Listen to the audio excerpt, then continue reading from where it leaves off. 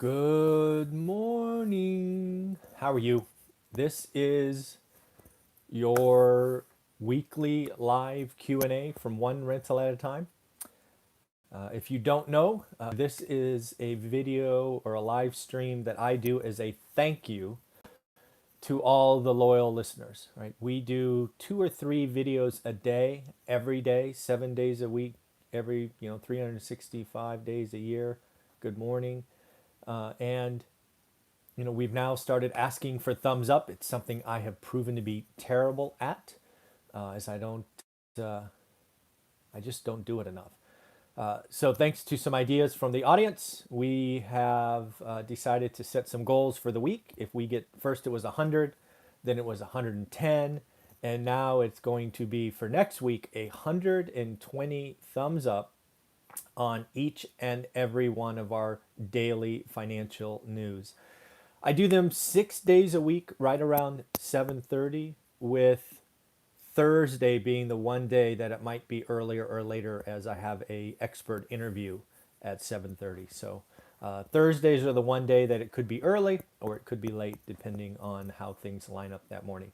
But other than that, I can promise you, you will get a daily financial news every day.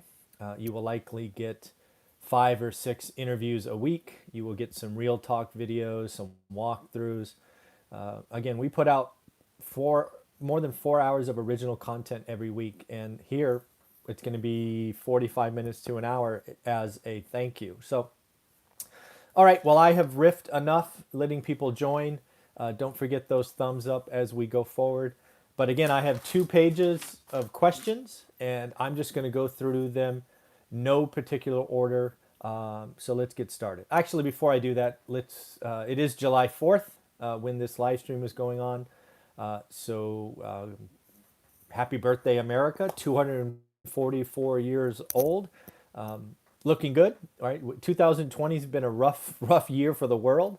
We have our own things we need to do a little bit better job of. But again, there's no other country on the planet where someone that came from my humble beginnings, made all kinds of mistakes in his 20s, could have focused and done something. So just remember that freedom isn't free. We can always be better.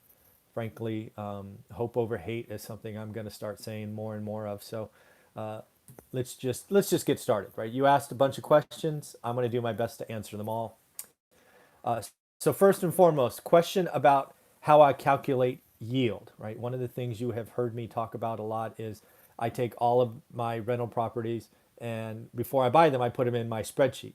And really what I'm trying to figure out is I call it yield. Some people call it cash on cash. It's not really cash on cash because, some of those calculations also include, buying at a discount and things of that nature, which I don't include at all. I want to take, it's 2 numbers. It's a denominator is what is my out of pocket, right? What am I taking out of my checking account or money market account or whatever? Often down payment, closing cost, and the variable is make ready, right? What is it going to take to make this property produce as I want it to? If I'm buying turnkey, it's 0. If I'm buying a total dump, it could be 60K.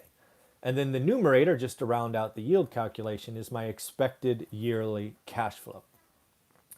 And then that becomes a decimal. You times that by 100%, and bingo, bango, it's a bond, right? It's a yield. So this question is, do I include mortgage pay down?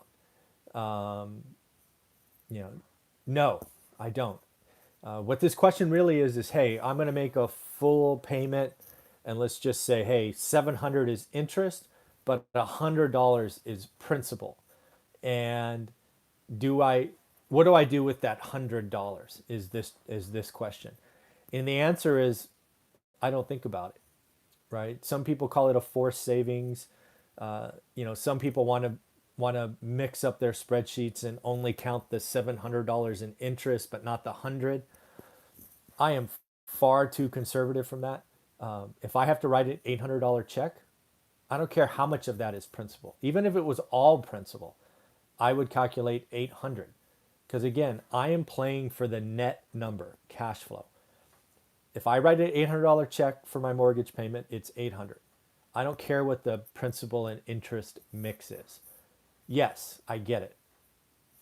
You're reducing your loan balance. I don't care, right? I only can spend what is left over. I can't somehow take this net worth increase of $100 and spend it somewhere. So I don't include it. Another question that wasn't in this one but is asked enough that I will bring it up here is, what do you do if you buy a house at a discount? So for example, let's say it's worth 100 and you buy it at 80. What do you do with that $20,000? I do absolutely nothing. It's your opinion, first off, that it's $20,000. It could be 10, it could be 0, it could be 40. I don't know. But again, remember what I'm talking about in my two numbers. I want to know how much is going out. So in this case, at 80, it's down payment, closing cost, and make ready. It doesn't matter if I paid 80 or 100. I want to know how much is coming out of my account, and then it's the numerator is expected cash flow. Yes, I know that annoys people. Yes, I know that the $20,000 will make you feel better, but I don't care. I don't care. I'm not in this for net worth. I don't do what I do as a landlord, buy and hold, to make my net worth look better. Net worth is nothing. It doesn't mean anything. I have seen it disappear, right? You need to care about cash flow. What is left over in the account after you pay all of your bills? So that is interesting. So do I calculate appreciation? Same thing, right? So same question. Do I calculate appreciation? And hopefully by now you know, I do not. I do have other spreadsheets that, on occasion, maybe once or twice a year, I'll go, oh, what if? What if? But that's an exercise in ego stroking and means nothing. It would never go into my comparison. Because again, I just want to know how hard my cash is working. And in my market of Fresno today, it's about a 6.5, right? So if my job can go from a 6.5 to 8 or 9, then there you go. Yeah. Okay. Next up, will I leave California? Honestly, the answer is no. I don't think so. This question has come up a lot because I've been pretty negative on California here recently. Both the Bay Area for real estate values and rent. I think rent's going to go down as well. Housing values, I think, are going to fall in the Bay Area. And also, I've been very, very negative on the political climate. Not a big fan of the existing governor for various reasons. But I'm not going anywhere. I've been here for nearly 50 years. I don't have fancy tastes. We've been in our place since '99. So I don't imagine they could do enough to make me leave. But, now as I say that out loud, you never know. But in all honesty, I have no plans to leave. Too many deep roots, comfortable. I'm a creature of habit.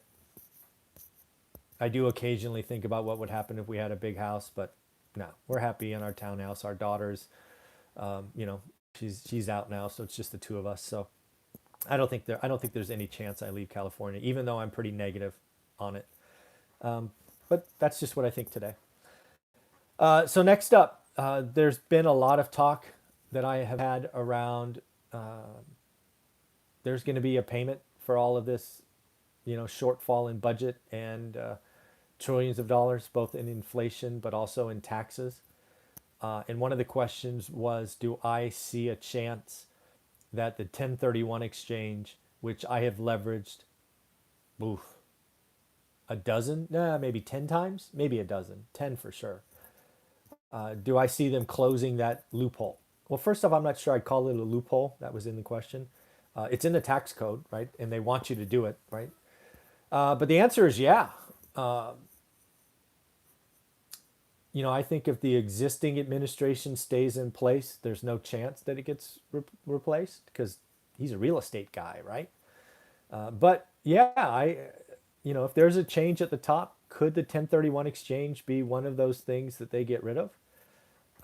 Yeah, Absolutely. It could happen. I think there's several things that are far more likely, like carried interest and things that they want to nail the hedge funds for, and they probably should nail the hedge funds for. But eventually, I think what is it now, 3 trillion or 4, 5, 6 trillion, whatever it is, some silly number's got to be paid. And yeah, it's not out of the realm of possibilities that the 1031 exchange is one of those things that gets cut. I think it's unlikely, but it's not impossible.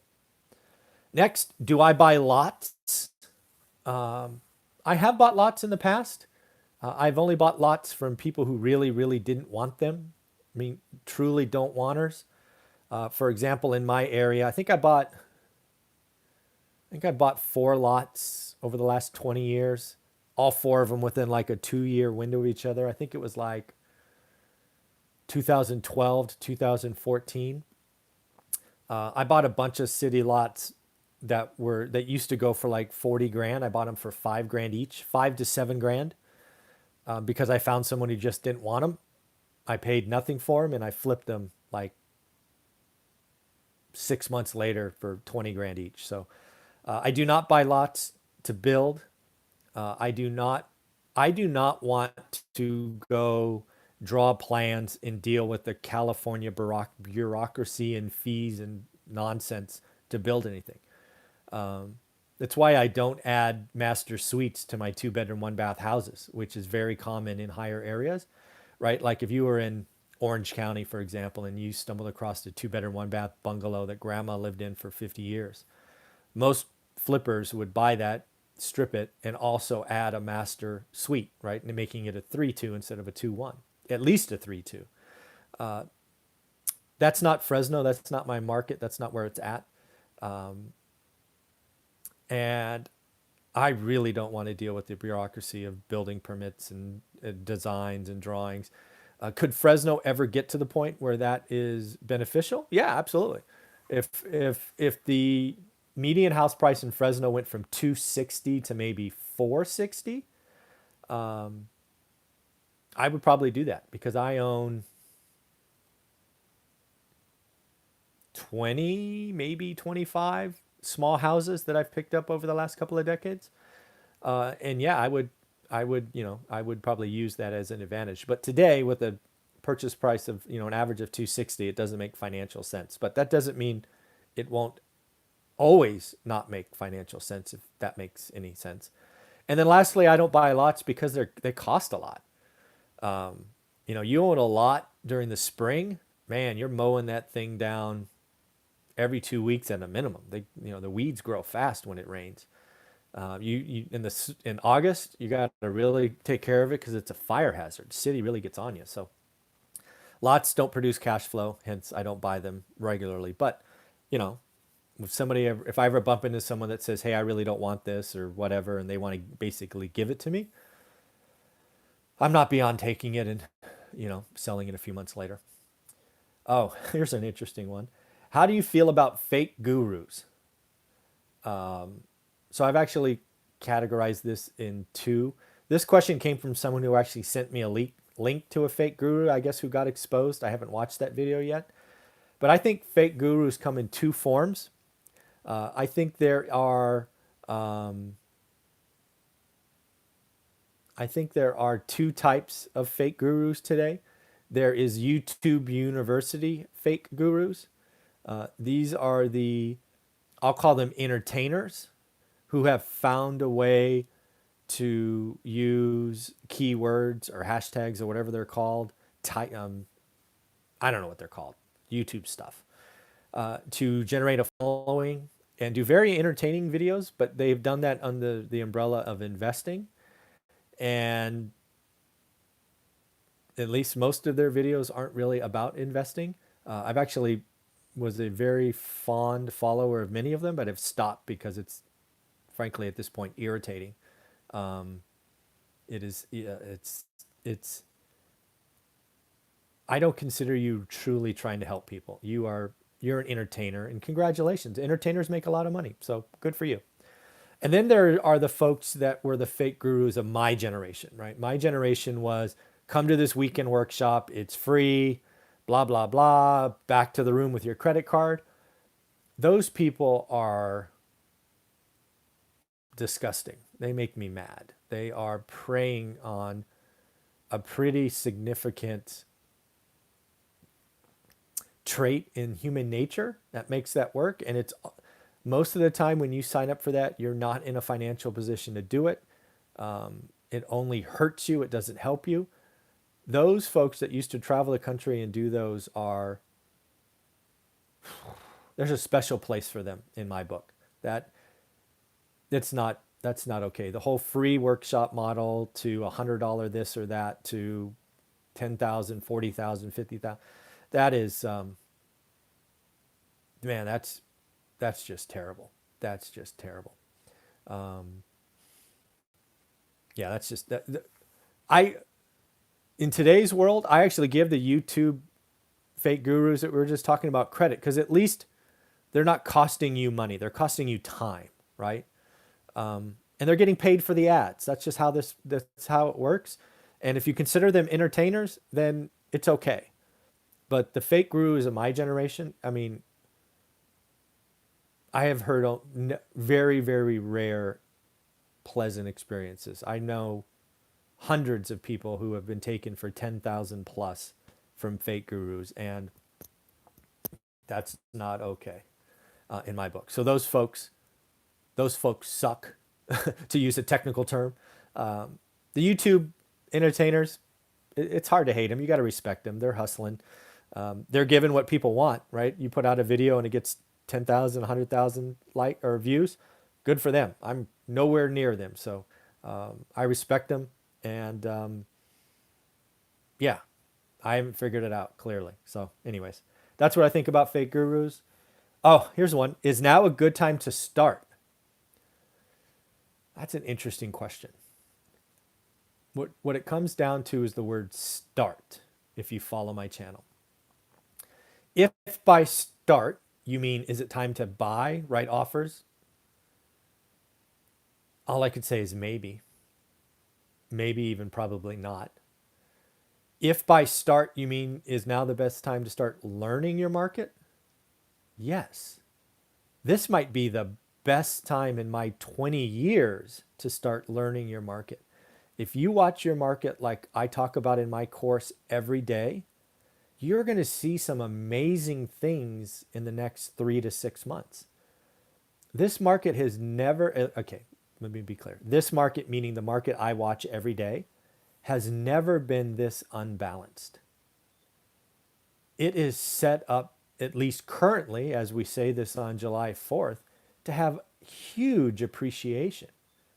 Now we need to be watching it because that could change in a heartbeat, right? Listings explode, things that are in escrow come back because nobody can get a loan. There is so much going on today that is the best time, underscore best, bold letters, italics, to learn your market. Unfortunately, I don't mean this to sound bad, but most people aren't willing to do the work. In my course, I talk about watching your market every day and building a spreadsheet and doing these comparisons. Most of you don't want to do that. You want somebody to tell you, buy the yellow house, buy the blue house. I won't ever do that. That's nonsense. You need to understand what is average for your market and then do good or great deals. If you want to do the work, I can help you. If you want somebody to point at and give you the easy button, I'm not that guy. Right? I still look at my market every day after 20 years because it changes all the time. So again, is today a good time to get started? If by that means you have money burning a hole in your pocket, you want to feel like you're doing something to do something, I'm just going to say it. No. In most markets, today the market is so unbalanced, you haven't done your homework. You're going to probably be in bidding wars with owner-occupants who can outpay you. And you're going to get alligators. If you don't know what an alligator is, buy the book. It sucks. Don't create alligators. Don't do average deals. Most investors, if you just do 4 to 10 transactions, and they're good or great deals, you will be set up for a great financial future. So I do not believe, as of July 4th, 2020, that it is a time for most of you to write offers. Yes, I have bought 2 properties in the last 30 days. But realize I've been doing this a while, and both of those were off market. So now's the time to get started. Yes, do your homework. You are so lucky to be in a market that is changing. When I started doing this, my market was boring, right? It didn't change a lot and it felt monotonous. Today, the market is changing. It has a heartbeat. So do the work. And if you need help, look below. There's a link to the course. It's a whopping $199, and it is truly helping people. You can look at the playlist of students that are saying it has really helped. So happy we created that. Next, what are my thoughts on the nationwide eviction moratorium? So first off, a lot of areas, I guess, so some areas don't have them. Some had them, they're off. Others have them and have been extended. So first and foremost, I think the eviction moratorium is unconstitutional, I think. It is basically getting in the way of contract law, which is part of our Constitution. I do think this is an unusual environment and all of that good stuff. So I get it. I understand why it was there. But in the end, with telling people to stay home, you can either fix the income side or the expense side. And we've done a good job, at least up until the end of July, fixing the income side with extra benefits. You don't have to adjust both. But again, I understand why it's done. I am working with, I think it's 5 or 6 different tenants. And I would have done that anyway, because again, everything I hopefully put it out there is I do the right thing. So yes, I have some tenants, but I do have one tenant who is playing a game. They are clearly playing a game, and they are taking advantage of this eviction moratorium. And I promise you, when this ends in Fresno, they will ghost me with a balance of 5 to 7 grand plus probably a $5,000 unit turn. And I'm going to be asked to eat that. And unfortunately, that's going on across the country. That's not okay. But in return, I'm going to make sure that I spend the extra $1,000 to go through the right process to make sure I get a judgment against this tenant, which will make it harder for them to get the next place. So first off, the eviction moratorium is, I guess it was necessary for a while. It needs to come off. But the downside of the eviction moratorium is going to hurt lots of people. I think many mom and pop landlords talk, say 10 units and less. They live on this stuff. And many of them are being asked to suck it up because they're rich. Most of them aren't rich. Most of them aren't even middle class. If you think collecting $10,000 in rent is money you get to keep, that's a joke. Most of them are spending 8 to 9 grand of that on mortgages, taxes, insurance, repairs, capital improvements, all of that.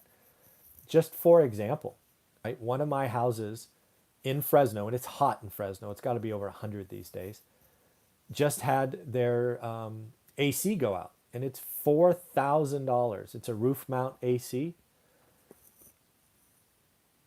Do you think it's okay if I don't pay that because the tenant's not paying rent? No, that's not okay, right? I would probably get sued and go to jail for that. So even though the tenant's not paying rent, I've got to hire a crew, go rent a crane, take the crane on the roof, take it off, put the new one on.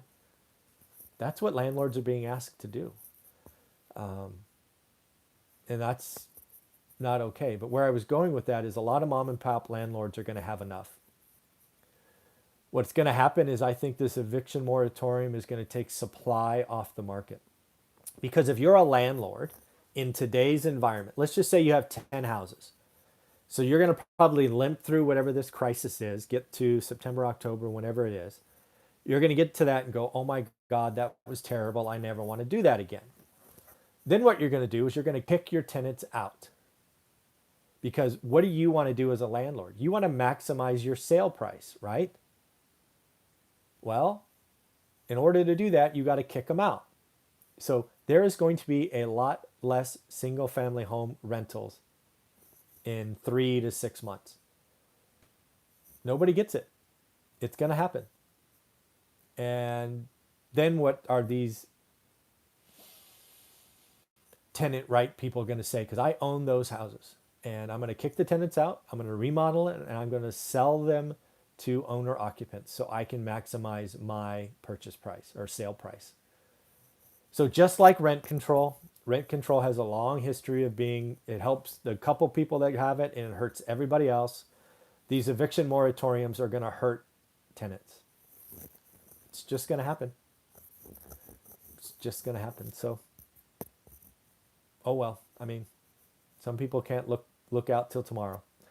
So that's what I think. I think it's horrible breach of power. I think it's people trying to legislate good behavior, and you can't legislate good behavior. You're either a good person or you're not. It doesn't matter what the politicians say. And anytime the politicians overreach and try to legislate good behavior, legislate what's in the bedroom, legislate what's in religion, it's a step too far. Back off. All right, that's enough of that. How do I predict prices in an unaffordable market like the Bay Area? That's interesting. So first off, I don't generally, I don't know if I would call it that I predict. Um, I don't think what I do is predict. I look for momentum and trends. And right now, right, if we just talk about the Bay Area, so if folks don't know what the Bay Area is, think Silicon Valley. I think the Silicon Valley is going to be, it was already unaffordable, right? When does a 1950s 3 bedroom, 1 bath ranch go for $2 million, right? Only in Palo Alto, right near Facebook, because they want to knock it down and build something stupid. But we have to ask ourselves, is the Bay Area going to be attractive to the next generation? So I think there's a lot of things going on in the Bay Area to have existing people leave, right? Because you can now work from anywhere, like Twitter says, and taxes are going up and all of that stuff.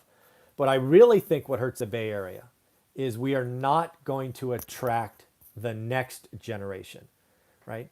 One of the reasons the Bay Area kept going up is people would come here, they'd bust their ass in their 20s, they some of them would lose, but some of them would win with being private companies that go public. They would make their money, then they would leave, and then the next set of engineers, computer science, and people would come in, right? That's been a trend that's been going on. I think that stops. I think in 5 to 10 years, we will have missed an entire cycle of adding new engineers, right? Generation Z, if you will, I think they're called. I think they're going to stay put.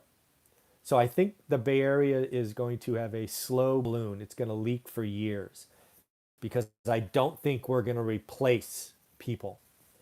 So I think the Bay Area has peaked in prices. And we're already seeing it in rent. Mountain View, where I live, had rent fall almost 15% in a month. That's no joke, right? And it's not over. So again, I don't predict, meaning putting numbers on them. I look for the trend and then maybe guesstimate, maybe you would call it. I guess I don't like the word predict. So that's what I have there. Somebody asked, do I have kids? Yes, I've talked about it a bunch of times. We have a daughter. We were raising, I think she was 8 or 9 when we got started in this, and now she's almost 30. Yes, we have a child. What comes with the course? So my online course is, I don't know what it is, 10 to 12 hours of material. Most importantly, it breaks down what I do every day. It teaches you how to learn your market, how to do the math, all of that good stuff. But really what comes with the course is I've added stuff that wasn't there in the beginning. So I created a private Facebook group, which is only for my students, and it's only for students of the paid course. That is where students ask questions. They can share their homework. It's the one page I look at every day just to see if there's new questions. So if you wanted to get mentoring from me, that's the best place. I don't think I'm ever going to do one-on-one mentoring. I get asked that at least weekly. First off, I wouldn't want to. Yeah. So yes, my course is posted for $99. I was originally a year ago $99. I don't know, is it recently posted for that? I don't think so, but it used to be $99 until I added all these extras. It's now $199 because I now also not only do the private Facebook group, which is where I do mentoring, but I also do an hour just for students after this at 9 o'clock on Saturdays, which is always fun. It's live and interactive and all of that. So that is that. And back to the one-on-one mentoring. I get asked it all the time. I could easily sell hours for $1,000 or $500 or something, but I won't do that because I don't want to just help a small percentage of people who have money. That's not where it is. There's a lot of people that will just take your money. If you want somebody to charge you 500 an hour, there's lots of other people to do that. I won't be one of them. I want to try to help as many people as possible. And that means I have to keep the price point low. So I kept it at $200, even though I keep adding and doing more things. So yeah, I'm comfortable with that. I won't ever do one-on-one mentoring. It's just not who I am. It doesn't feel right to me. What else? Oh, I have a question about, did I like my full-time job? Uh, why did you leave? And what did you do to stay busy after it? So, yeah, I loved my full-time job. I've said it a couple times, but not in a while.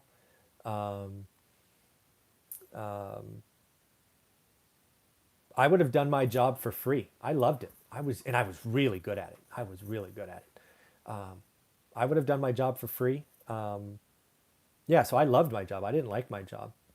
I got to work with a tremendous resources that I got to select from around the world. We got to take on hard challenges and do some crazy things. I remember taking a product from 0 to 100 million. That's fun, right? Taking a product with zero revenue and in 2.5 years doing 100 million. That's fun. So we did some really cool things. Why did I leave? I worked in a profession that is high stress, that you literally can be fired every 90 days if you don't perform. That's what you would get if you work in enterprise sales or enterprise software sales. And I knew for a long time that I couldn't do it forever. It's very stressful, very poor quality of life. And every year, the deck chairs change, right? Numbers go up, reporting structures change, all of that. So I was asked in the last, so this would have been 2018, so it's been a while. I was asked to work with someone who I not only didn't like, I worked with lots of people I didn't like, but I despised him. I didn't like who he was as a person. I thought he was the worst of the worst. And he was a liar and someone I couldn't trust. And I just didn't have the energy to do that again. I could have probably executed a coup, meaning, worked my way politically around him, but that would have been exhausting, no fun. Nobody really wins a coup. And I remember meeting him with him in a private conference room going, this isn't going to work for you and it's not going to work for me. So I'm done. Give me a package and I won't say any mean things. And I was out of there. I remember going to the office that morning, excited by what was coming. And then like 90 minutes later, driving home, telling Olivia I quit. So just, I went from loving my job and everything I did that morning to going, I can't work with this person. I'm done. It was, it was an interesting morning. And then lastly, this person asked, how do you stay busy? That's a good question. I struggled with that a lot. Um, I almost went back and got a job, which would have been a failure because I was struggling. And that's where the birth of this YouTube channel came from, the birth of the book. Uh, basically, basically, I needed to find something to feel like I'm moving forward, and that's how this YouTube channel came to be. I'm having fun doing it. Um, so yeah, it's been going on a couple of 2.5 years now, so I don't see myself going back. Yeah, I actually made my leave my job in about 5 minutes, but yeah, it was a 90 minutes from being excited to driving home. It was an interesting day. So yeah, I have to stay busy. I'm still type A. I'm not as type A as I was in my 30, but I'm still type A. And that's also why I picked up flipping properties. Again, I never did a flip. If you've ever read our book, there was that one accidental flip that we did because they put out that $8,000 tax credit that I wrote about in the book, but we never did it. So, and then this question went on to be, did you chase corporate promotions? Because this was a long question, a long email. Basically, this individual is saying, hey, should I try to climb the corporate ladder for more money but more stress? Talking about all the people around them. I never climbed the corporate ladder. I like to tackle hard problems and have fun. Yeah, I think the corporate ladder and the rat race are synonymous. And I do not think the higher you are on the ladder, the more balanced your life is. So I'm not a big fan of the corporate ladder. I remember being very young. I had just started real estate investing, looking up my org chart, like 3 levels, because I was just a peon at the time. And I mean, I don't mean this to sound bad, but everybody was overweight, unhealthy, addicted to a foreign substance, either alcohol or worse, on their second or third marriage. And I didn't want any of that. So I think you should focus on a job where you can make money. It doesn't matter about what your title is. And you want to have a quality of life because it's so much more than the corporate ladder. So, yeah. All right, that's page 1. Ooh, I only got 20 minutes left. Let's see if I can get through this. What is one of your weaknesses? Wow, you guys asked some deep questions. I would say my biggest weakness today is I don't really have any big goals anymore. I know I have a weekly, every Sunday I give you my goals, but that's just kind of like moving forward, incremental, staying busy. I don't have that big, hairy goal. We did an interview, I think it was Monday, with a gentleman who got his Lamborghini. That was a fun interview. I did an interview just yesterday with a father and son. That was awesome. Watching his son talk about big goals. So I would tell you, I struggle with this today. I think about it a couple of times a week. I don't have a material goal, a thing, a toy. I got my dream car 4 or 5 years ago. That was fun. Something I've been wanting since I was 19. I got that. That was cool. But yeah, the only big goal I have now is trying to help people understand that financial freedom is possible. But that doesn't either I haven't articulated it. It really hasn't. It just feels like I'm moving forward. I struggle with that. So that's a big weakness I have, and I haven't figured that out yet. I did an interview with Thatch Nguyen probably a month ago. He's a guy that has big goals, big dreams. So I might need to reach out to Thatch and see what's going on there, because I feel like I need help there. Here's a question I got 3 or 4 times. What happens if the executive branch presidency changes in November? What happens? Wow.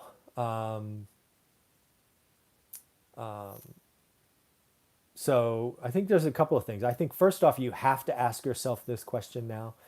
So let me stop right now. If you're asking questions that I can't get to on these little thought bubbles or texts that come in, do me a favor, leave them in the comments so I can get to them next week. I can't finish the list I have now and answer all the questions that are coming through. Some of them are really good, but let's make sure they become comments so I can try to answer them next week, assuming we get 120 thumbs up. And oh, by the way, I only see 20 thumbs up and 34 people watching. So what's the deal? Okay, so what happens if the executive branch changes? I think this is a good question, and frankly, one that we need to ask ourselves as investors. It is looking, for as much as you want to believe the polls, it is looking very likely.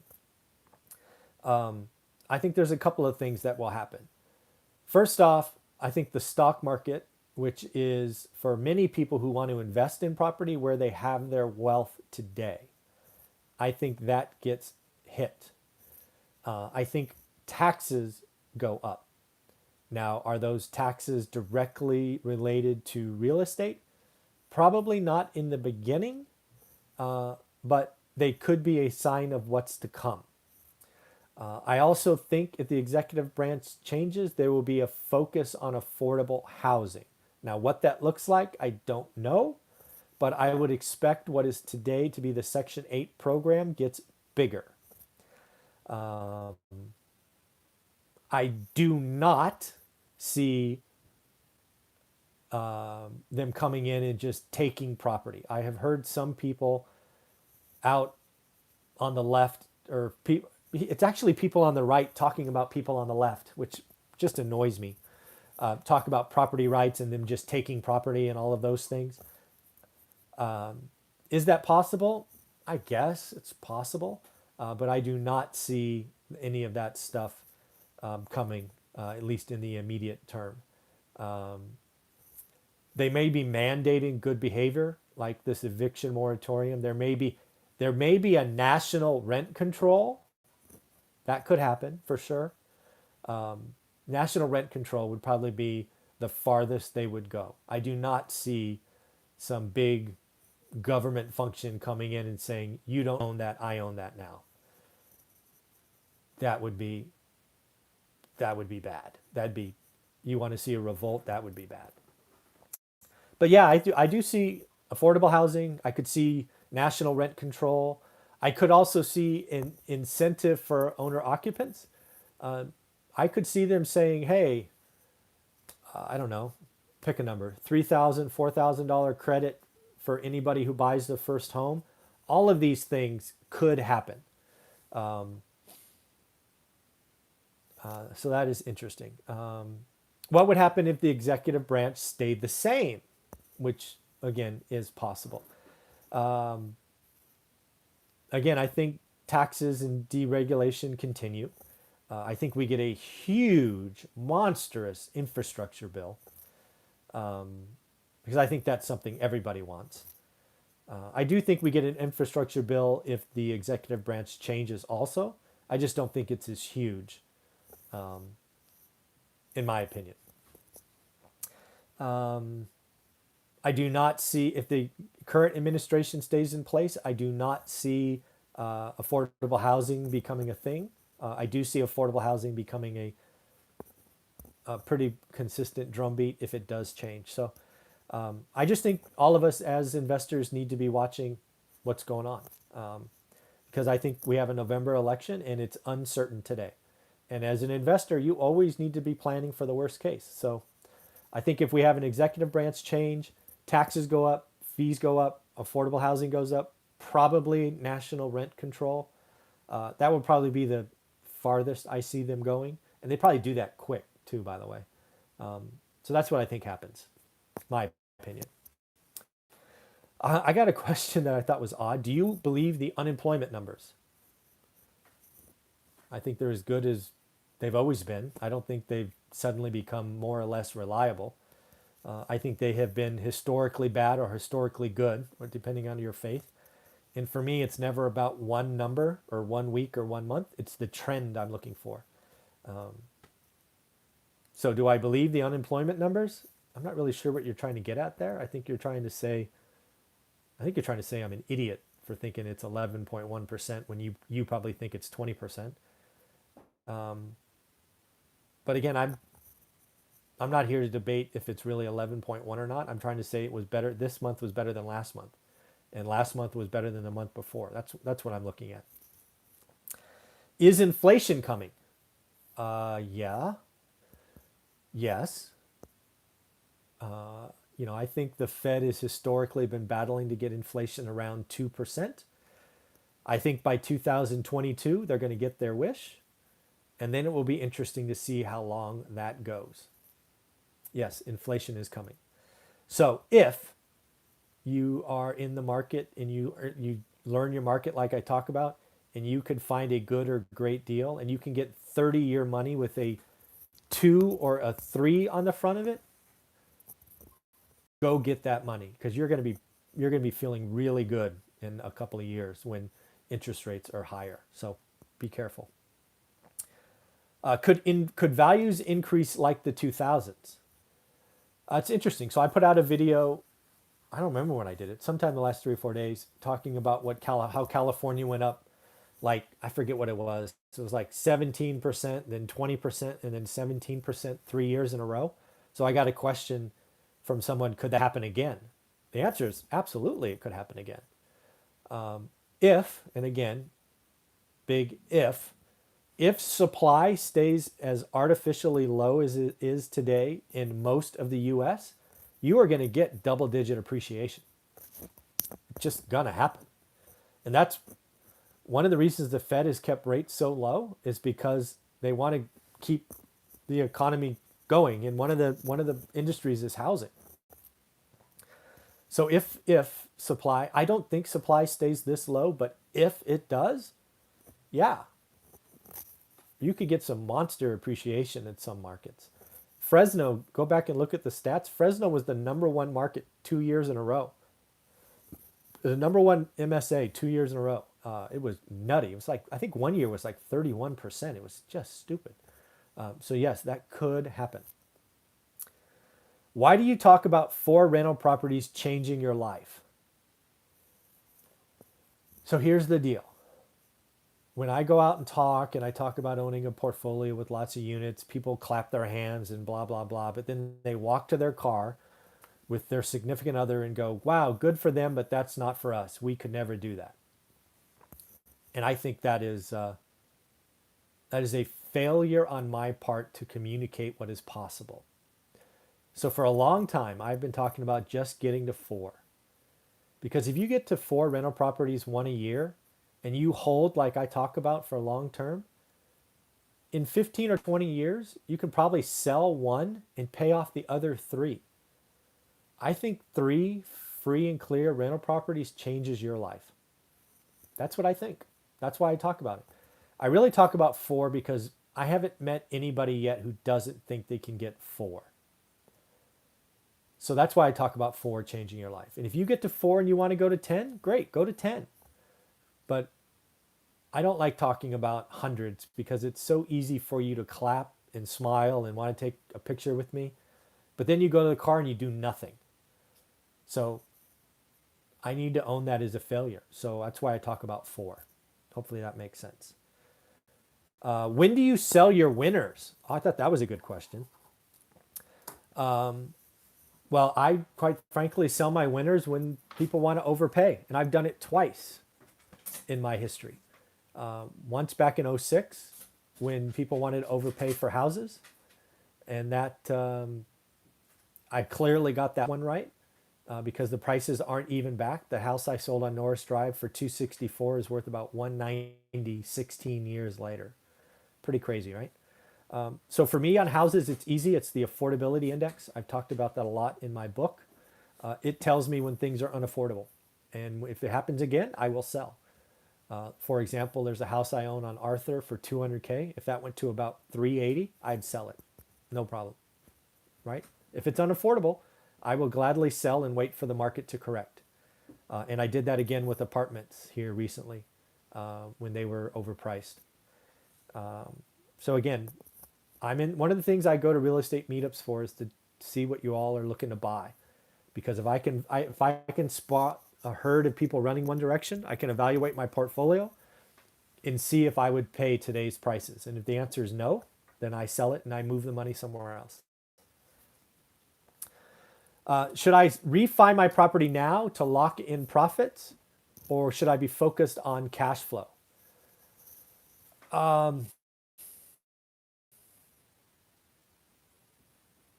That's a question that really is where you are in your building of your foundation. So for me, phase 1 is about building a foundation. And again, I can only tell you what I've done. I bought 3 properties in the very beginning with the little cash we had, and then the next 5 were all from cash out refis. As we talk about in the book, the first one we did, I did wrong and I created an alligator, so don't do that. But I reused my equity or cash in the beginning to buy more because I wanted to have more so that when appreciation happened, it would raise the entire ship.